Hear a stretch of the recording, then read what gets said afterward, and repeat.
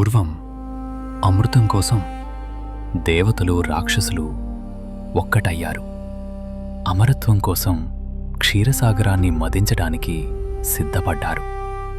ఆ కార్యానికి మందర పర్వతాన్ని కవ్వంగా వాసుకి అనే సర్పరాజును తాడుగా చేసుకున్నారు. ఒక మహాప్రయత్నం మొదలైంది. కాని ఆ పర్వతం బరువుకు సముద్రంలో మునిగిపోతుంటే శ్రీ మహావిష్ణువు కూర్మావతారం ధరించాడు. ఆ కొండను తన వీపుపై మోశాడు. రాక్షసులు పాము తలవైపు, దేవతలు తోకవైపు పట్టుకున్నారు. ఓంకారనాదంతో సాగరాన్ని చిలకడం మొదలుపెట్టారు. సముద్రం ఘోషించింది.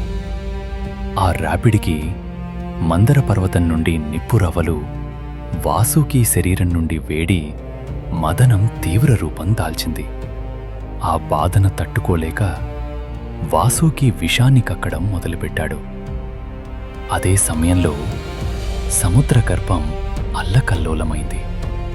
హఠాత్తుగా సముద్రం నుండి హాలాహలమనే భయంకరమైన విషం పుట్టింది.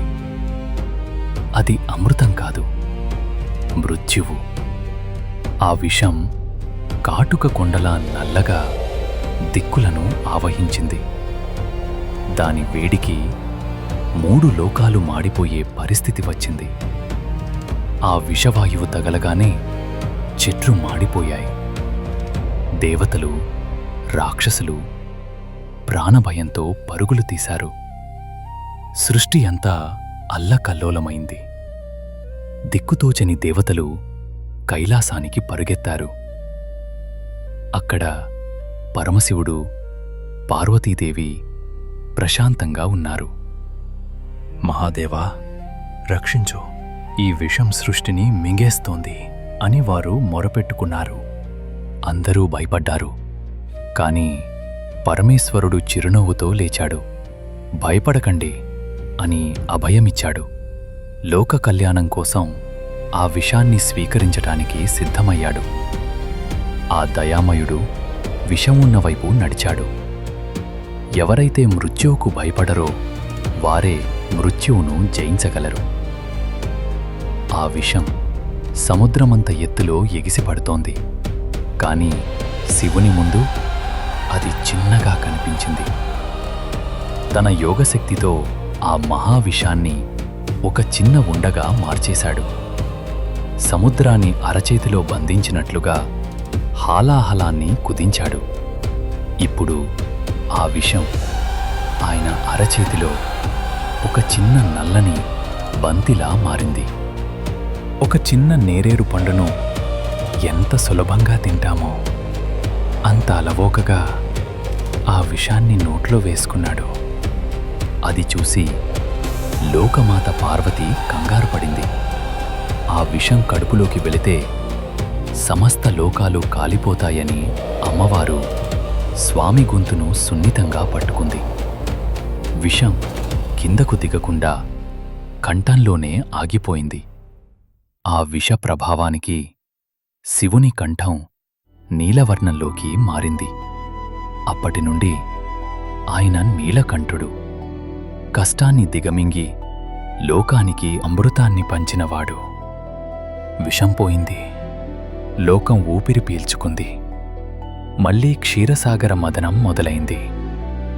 సముద్రం నుండి చల్లని చంద్రుడు వచ్చాడు. శివుని శిరస్సుపై అలంకారంగా మారాడు. ఆ తరువాత లక్ష్మీదేవి ఆవిర్భవించింది. శ్రీ మహావిష్ణువును వరించింది. సాధనలో ముందుకు సాగే కొద్దీ లోపల దాగి ఉన్న కోపం, భయం, బాధ, అణచిపెట్టిన భావాలు, ఈ అన్ని బ్లాక్స్ ఒక్కొక్కటి హాలాహలంలా బయటకు వస్తాయి. వాటిని చూసి పారిపోతే లేదా అణచిపెట్టాలని ప్రయత్నిస్తే సాధన అక్కడే ఆగిపోతుంది. శివుడు వాటిని అణచిపెట్టలేదు. అవగాహనతో ఎదుర్కొన్నాడు. సాక్షిగా స్వీకరించాడు. కాని గుండెల్లోకి కాదు, బుద్ధిలోకి కాదు, కంఠంలోనే ఆపాడు. నీలకంఠుడు అంటే విషం మింగినవాడు కాదు, విషాన్ని రూపాంతరం చేసినవాడు. నిజ జీవితంలో కూడా మనము ఆ నీలకంఠుని సందేశాన్ని ఆచరించాలి. మన కుటుంబంలో, మన సమాజంలో అన్నిటిలో ముందు నిలబడాలి. శివుడిలా వారి కష్టాన్ని మనము పంచుకుంటూ మన చుట్టూ ఉన్నవాళ్లకి ఆనందాన్ని పంచాలి. అదే శివత్వం. అందర్నీ తానై చూసే అవగాహనలో కలిగే కరుణ శివోహం. జై గురుదేవ్.